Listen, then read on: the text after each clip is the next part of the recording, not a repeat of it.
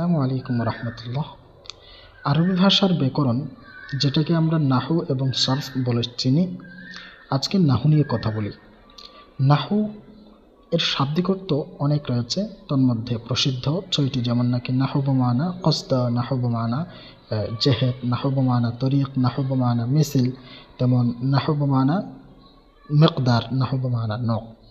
পরিভাষায় নাহু বলা হয় এমন কিছু মূলনীতিকে যেগুলো অনুসরণ করে কোনো একটা শব্দের শেষে জবর হবে না জের হবে নাকি পেশ হবে এটা নির্ণয় করা হয়।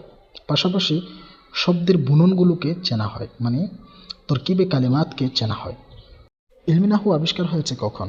আবুল আসওয়াদ আদ-দুআলী নামের একজন প্রসিদ্ধ তাবেঈ, তিনি যদিও বা রাসূলের হিজরতের ১৬ বছর আগে জন্মগ্রহণ করেছেন, কিন্তু তিনি সাহাবী হননি। পরবর্তীতে হযরত উমর এবং আবু বকরের হাতে ইসলাম ধর্ম গ্রহণ করে ইসলামী শিক্ষা অর্জন করেছেন এবং তিনি ফকিহ হয়েছেন, আদিব হয়েছেন, মুহাদ্দিস হয়েছেন।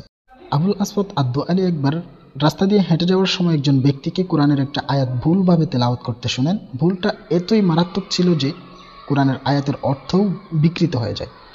কোরআনের আয়াতটা এরকম ছিল, ওয়া আযানুম মিনাল্লাহি ওয়া রাসূলিহি ইলান নাসি ইয়াউমাল হাজ্জিল আকবারি আন্নাল্লাহা বারিউম মিনাল মুশরিকিনা ওয়া রাসূলুহু। এটা হচ্ছে শুদ্ধ আয়াত। সে ভুলভাবে এভাবে পড়ছিল যে মিনাল্লাহি মিনাল মুশরিকিনা ওয়া রাসূলিহি। শুদ্ধটার অর্থ এরকম যে আল্লাহ এবং তার রাসূল হজ্জে আকবরের দিন মানুষকে ঘোষণা করছে যে আল্লাহ এবং তার রাসূল কাফিরদের থেকে দায়মুক্ত। কিন্তু ভুলভাবে তেলাওয়াত করার কারণে আয়াতের অর্থটা এমন দাঁড়িয়েছে যে আল্লাহ এবং তার রাসূল হজ্জে আকবরের দিন মানুষকে ঘোষণা করছে যে আল্লাহ নিজের রাসূল এবং মুশরিকদের থেকে দায়মুক্ত। নাউজুবিল্লাহ। মানে আল্লাহ নিজের রাসূল এবং মুশরিকদের থেকে দায়মুক্ত। আসল আয়াতের অর্থ হচ্ছে আল্লাহ এবং তার রাসূল মুশরিকদের থেকে দায়মুক্ত। এটা শোনার পর আবুল আসওয়াদ আদ-দুআলী খুবই চিন্তিত হয়ে পড়েন, কারণ তিনি ফকি এবং মুহাদ্দিস। ইসলামের বিকৃতি সাধন তিনি সাধারণত পছন্দ করবেন না। তিনি এই ঘটনাটা হযরত আলী, তিনি তৎকালীন শাসক ছিলেন, তার কাছে গিয়ে বলেন। হযরত আলী এই ভুলটা নিরসনের জন্য একটা নতুন পদ্ধতি আবিষ্কার করেন। সেই নতুন পদ্ধতিটার নামই হচ্ছে ইলমে নাহু। আদ-দুআলীর হাতে একটা কাগজ দেন।